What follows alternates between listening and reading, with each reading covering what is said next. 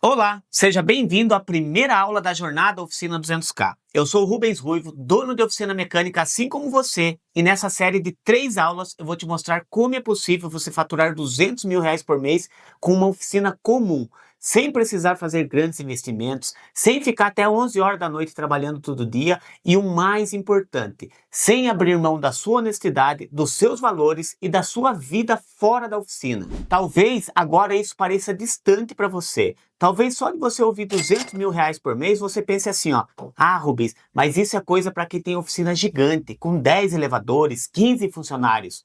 Mas deixa eu te falar uma coisa, isso é mais possível do que você imagina. Eu sou o dono da Runacar, um centro automotivo localizado em Pilar do Sul, uma cidade com menos de 30 mil habitantes, e mesmo assim a minha oficina já fatura mais de 200 mil por mês há mais de 3 anos. Em alguns meses, inclusive, a gente já ultrapassou até os 300 mil de faturamento. Hoje eu tenho 6 mecânicos na minha equipe, mas quando eu bati os meus primeiros 200 mil, eu tinha apenas 4 mecânicos. Ou seja, não foi com uma super estrutura, foi com uma equipe enxuta, como a de muita gente que está aqui hoje. E isso não aconteceu só comigo. Dá uma olhada nesses donos de oficinas que já aplicaram o método que você vai conhecer ao longo dessa jornada. Outubro eu faturei 173.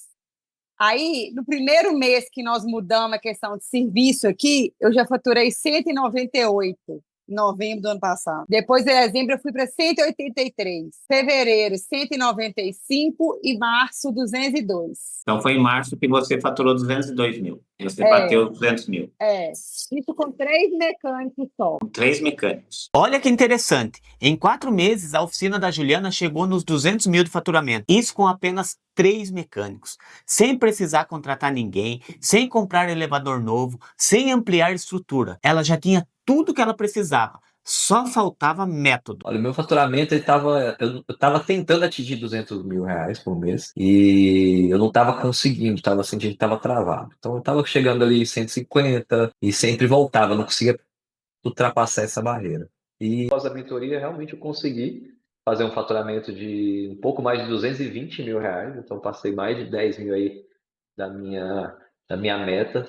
E olha o caso do Eduardo. Ele já estava num bom nível, mas o faturamento estava estagnado. Ele sentia que tinha atingido o limite de faturamento da oficina dele. Era dali para baixo. Mas depois de aplicar o passo a passo da nossa metodologia com consistência, ele finalmente ultrapassou os 200 mil e está crescendo cada dia mais. Esses casos que você acabou de ver são reais. Oficinas comuns com donos esforçados que só precisavam de uma direção certa para destravar seus resultados. E além deles, existem muitos outros donos de oficinas que estão tendo seus resultados transformados através dessa metodologia. Eu sei que para muitos de vocês que estão assistindo essa aula, essa realidade parece muito distante, mas acredite, eu sei como você se sente, porque eu já estive exatamente nesse lugar. Antes de existir qualquer método, checklist, treinamento, existia só um dono de oficina cansado, cheio de dúvidas, tentando descobrir aonde estava errando. Pois é, a Runacar não começou grande. Quando a gente olha de fora uma oficina que está bem estruturada, com equipe, metas batendo, faturamento crescendo,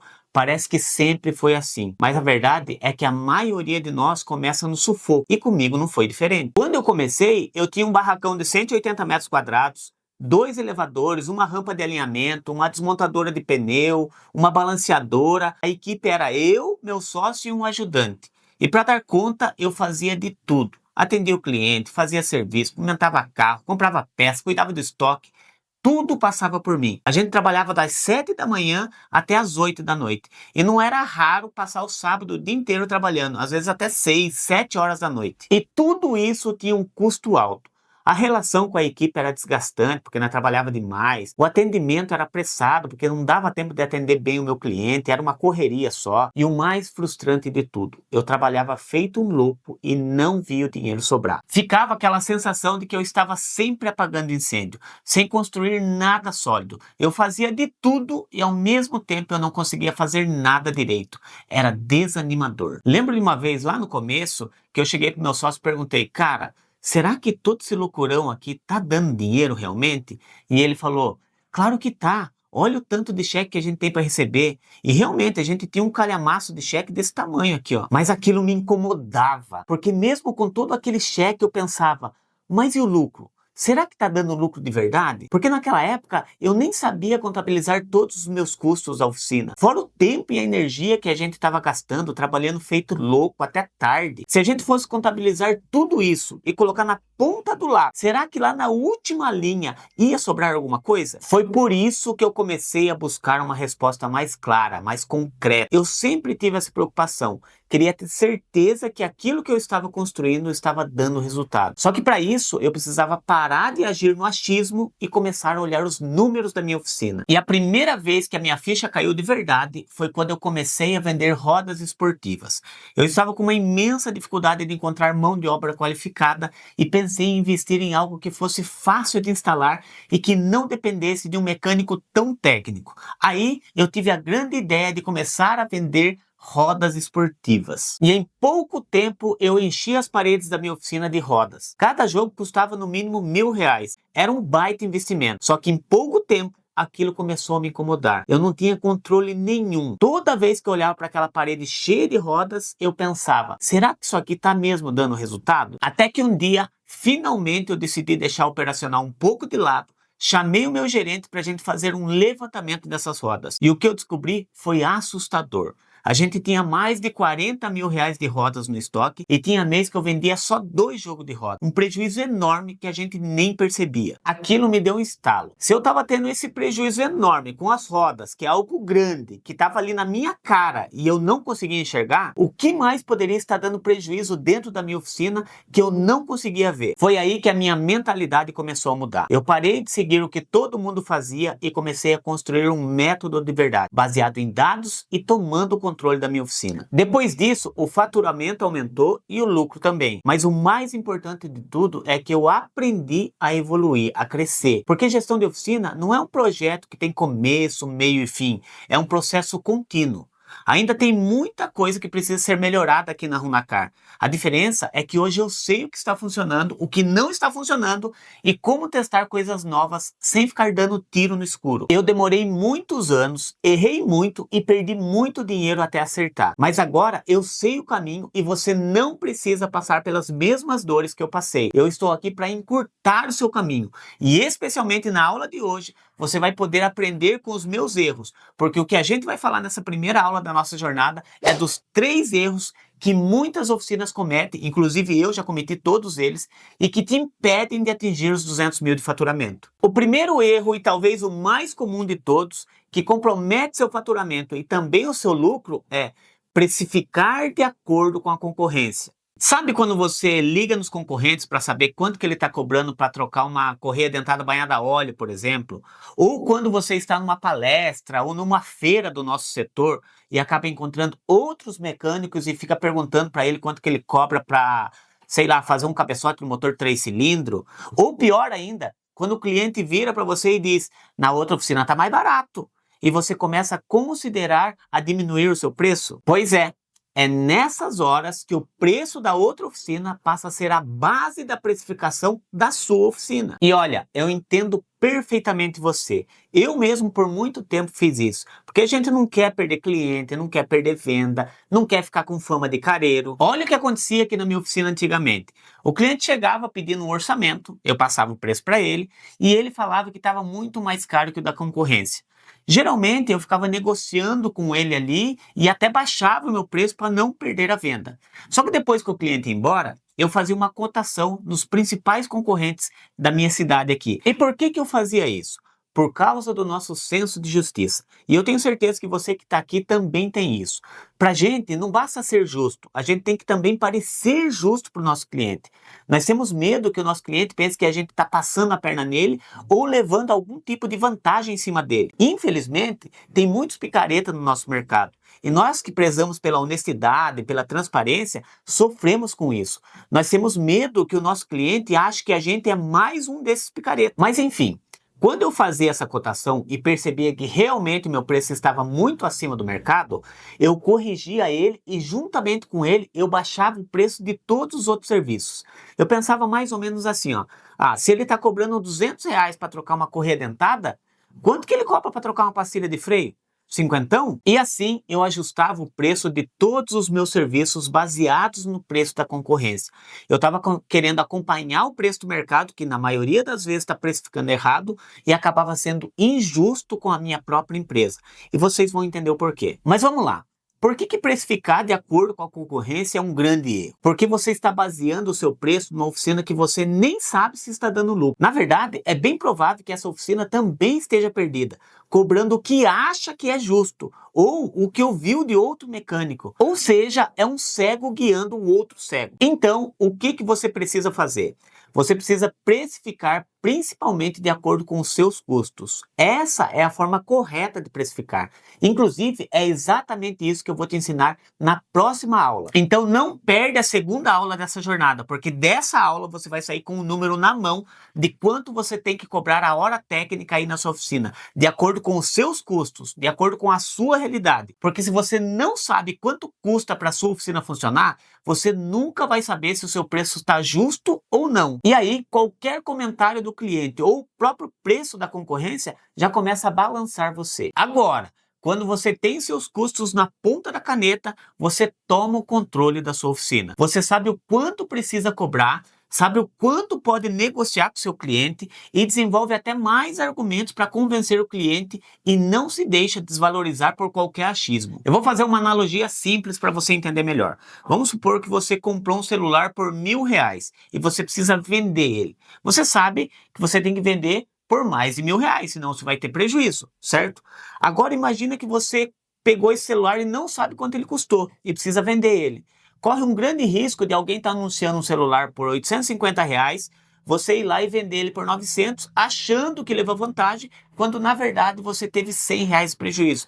Tudo porque você não sabia quanto ele custou. E isso num objeto simples como um celular. Imagina dentro de uma oficina, que é muito mais complexo do que isso. Tem muitas variações, muitas peças, muitos serviços. Então, imagina isso dentro de uma oficina, se você não souber de fato quanto essa operação custa para você. Se você não tem domínio dos seus custos, sua precificação vira um chute e você paga caro por isso. Assim como eu paguei. Por muito tempo eu fiquei trabalhando até noite, trabalhando de fim de semana, para sobrar um pouquinho de dinheiro no fim do mês. E tudo isso por causa de uma precificação errada. Mas conforme o tempo foi passando, eu percebi uma coisa que mudou completamente a minha visão sobre a precificação. Eu descobri que nem todo serviço deve ser precificado da mesma forma. Não é tudo igual. E quando eu descobri isso, a minha cabeça explodiu, porque eu percebi o quanto de dinheiro eu estava deixando escorrer pelo ralo. O que acontecia? Às vezes, quando o cliente chegava falando, mas fulano cobra R$300, o que eu fazia aqui na minha oficina? Eu ajustava o preço daquele serviço para não perder a venda, né? E não só isso, eu ajustava o preço de todos os outros serviços. Lembra que eu falei lá atrás que eu pensava mais ou menos assim, ó, se o cara cobra R$300 para trocar uma embreagem, ele deve cobrar 150 para trocar a correia dentada, 200 para trocar os 4 amortecedores, e eu acabava ajustando todos os meus preços por causa de um serviço que o cliente cotou. E o que tem de mais nisso? Presta bem atenção.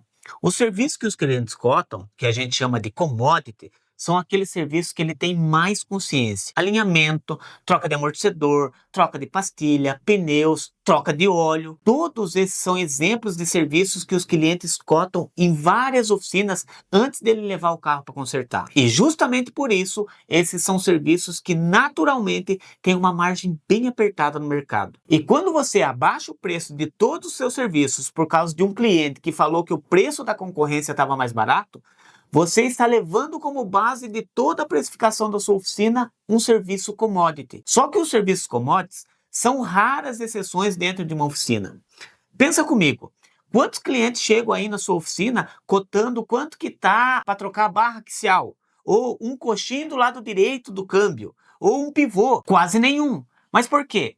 Porque a maioria dos clientes nem sabe que existe essa peça no carro dele. Pensa no seu estoque. Quantas peças dentro do seu estoque você sabe que o cliente tem plena consciência que existe no carro dele? Pouquíssimas. E você acaba precificando tudo baseado num serviço de margem minúscula. O que a gente precisa entender é que o serviço commodity é uma exceção.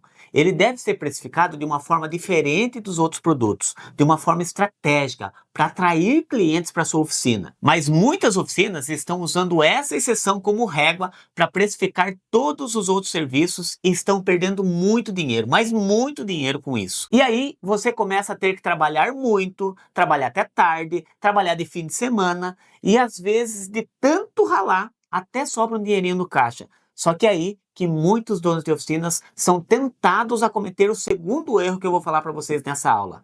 Achar que estoque é investimento. Quando finalmente você consegue fazer o caixa respirar um pouco, depois de meses de sufoco, hora extra, final de semana dentro da oficina, surge aquela vontade quase automática e genuína de reinvestir esse dinheiro na oficina. E tá tudo bem, você realmente precisa reinvestir para conseguir crescer, melhorar sua estrutura.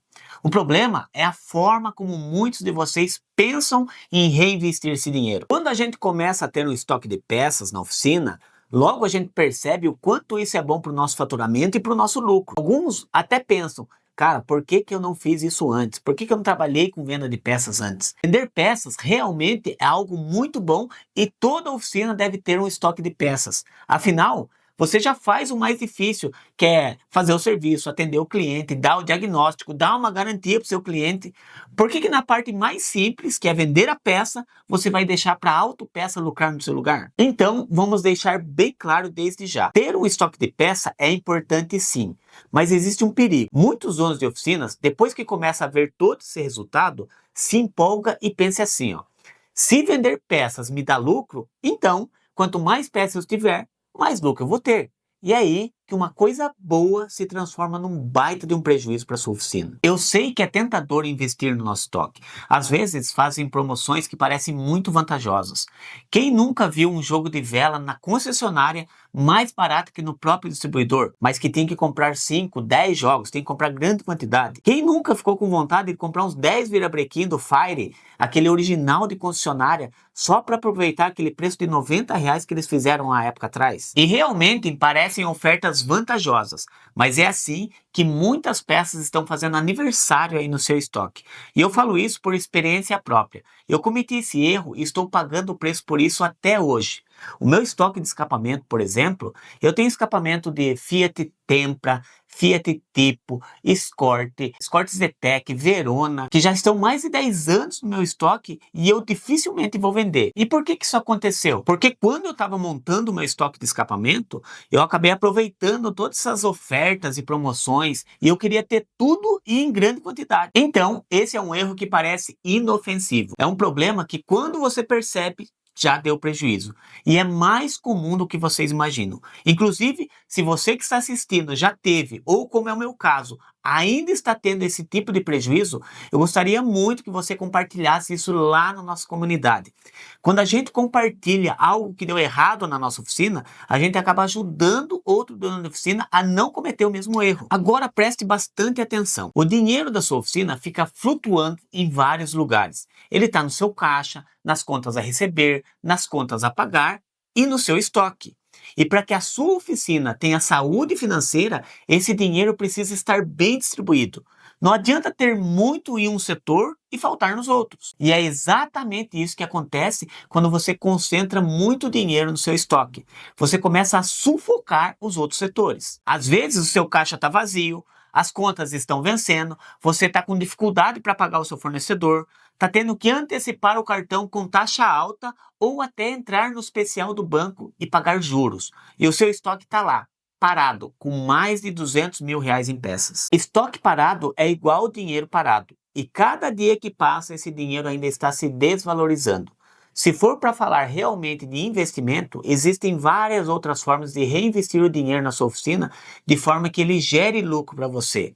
Você pode contratar um mecânico a mais, pode investir em tráfego local para atrair mais clientes, você pode antecipar pagamentos com desconto ou, no mínimo, fazer uma aplicação em um CDB qualquer e receber 1% desse valor. E outro detalhe muito importante que muitos não pensam é que quanto mais você aumenta seu estoque, mais difícil para organizar e controlar. Sem um controle afiado, coisa que muita oficina ainda não sabe como fazer, você perde o domínio sobre o que tem e o que não tem, sobre o que saiu e o que precisa repor. Às vezes a peça está lá, mas ninguém acha. Ou então, o estoque físico não bate com o do sistema. Ou pior, você não tem controle de giro das peças. Muitas peças vão se tornando obsoletas, mas por costume, a gente continua comprando e só percebe o prejuízo depois. Isso, inclusive, aconteceu aqui na minha oficina. Um tempo atrás, eu tinha um par de amortecedor dianteiro do Logos, que fazia muito tempo que já estava no meu estoque, porque esse tipo de carro já não entra mais na oficina. E quem é da época desses carros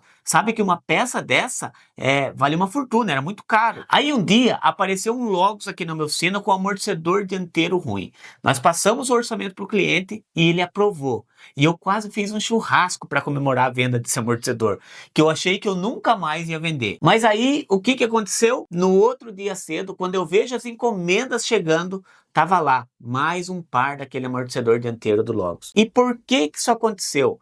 Porque eu não tinha um bom controle no estoque.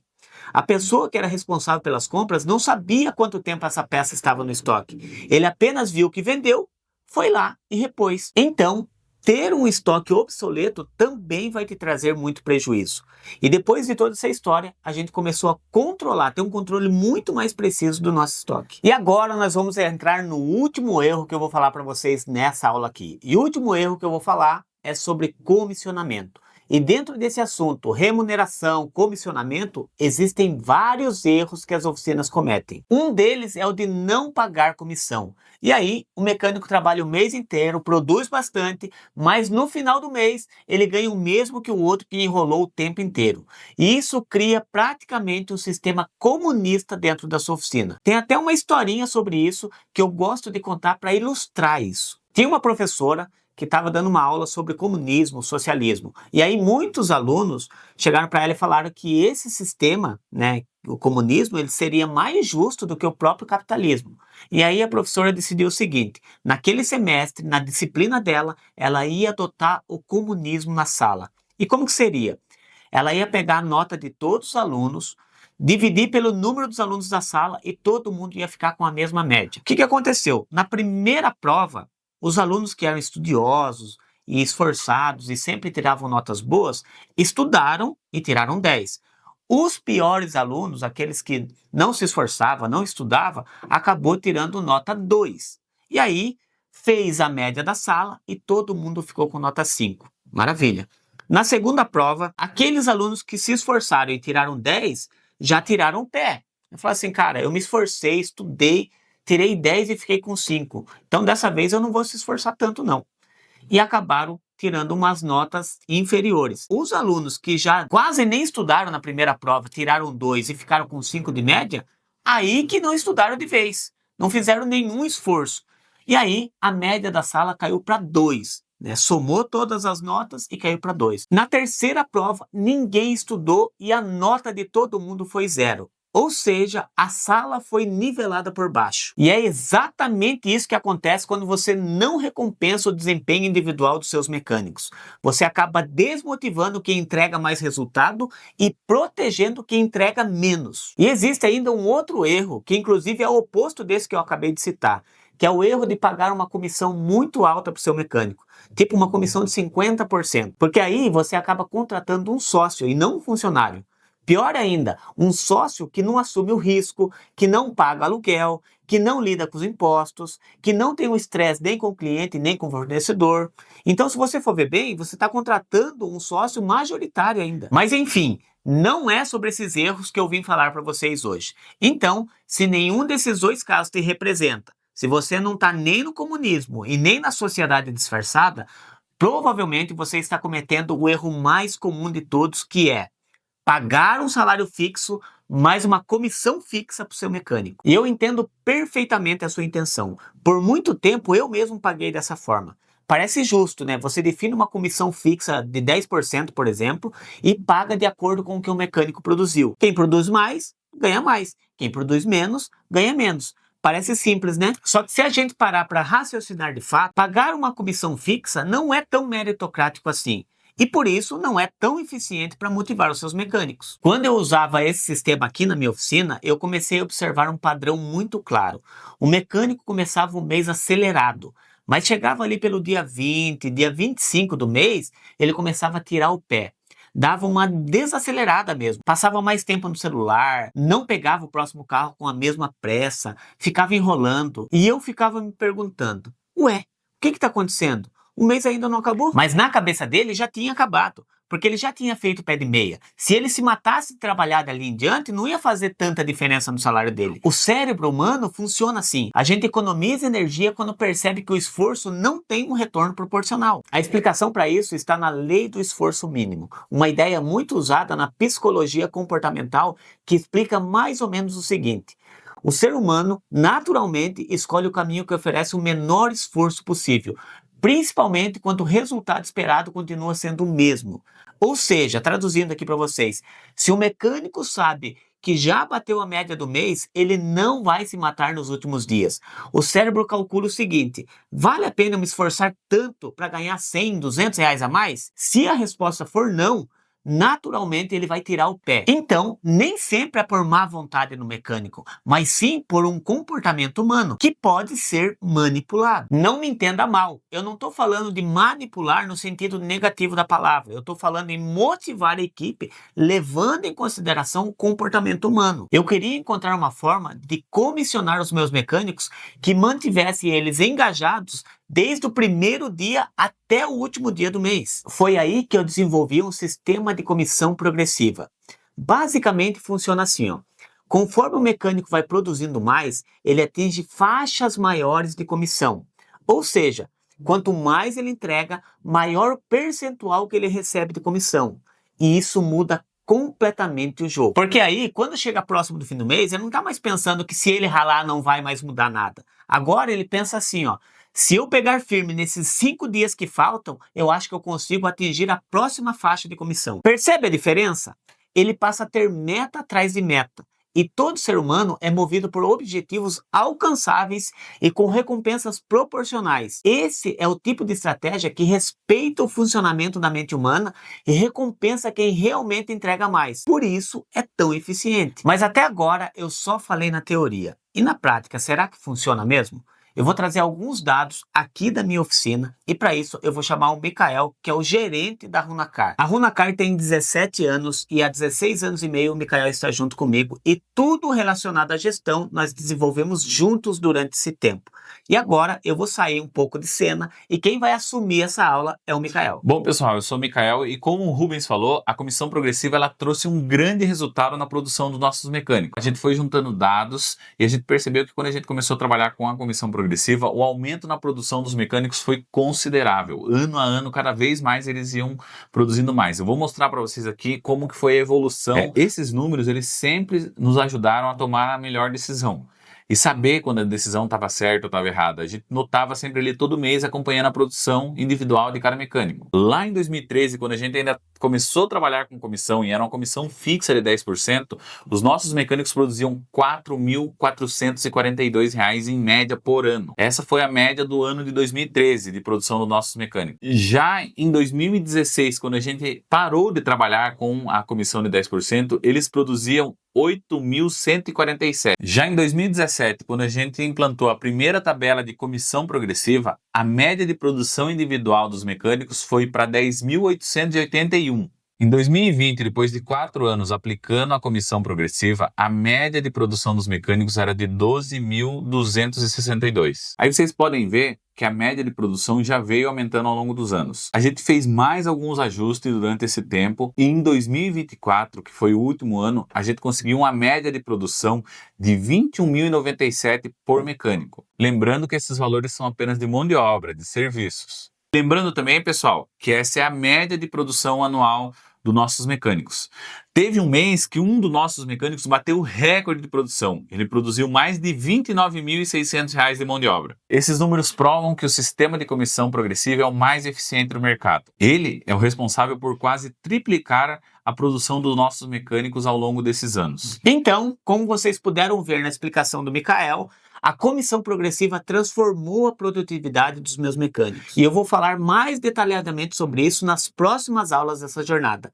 Então, se você quer saber como ela funciona e como eu aplico isso aqui na minha oficina, não perde as próximas aulas dessa jornada. Pessoal, para fechar essa aula de hoje, se você ainda acredita que precificar olhando o preço da concorrência, investir pesado no seu estoque ou pagar comissão fixa é o caminho certo, cuidado! Esses 3 erros com certeza estão te impedindo de crescer de verdade. Talvez por isso você tenha aquela sensação de estar estagnado enquanto vê as outras oficinas crescendo. Mas o mais importante é que não é porque você cometeu esses erros até hoje que você precisa continuar cometendo a partir de agora. A ideia dessa aula foi justamente te mostrar o que eu mesmo demorei anos para enxergar, para que você consiga corrigir o rumo. E como eu te prometi, na próxima aula, na quarta-feira, às 20 horas, eu vou te mostrar qual é o rumo certo, qual que é o caminho que você deve percorrer para atingir os 200 mil de faturamento com a sua oficina mecânica. Se essa aula de hoje já te deu alguns insights, a próxima vai te dar as ferramentas para você colocar tudo isso em prática. E por último, eu quero pedir que você comente lá na nossa comunidade o que você achou mais interessante da aula de hoje. Compartilha lá sua experiência, sua dúvida ou até mesmo um erro que você já cometeu e superou. Tem um monte de dono de oficina passando pelas mesmas dores que você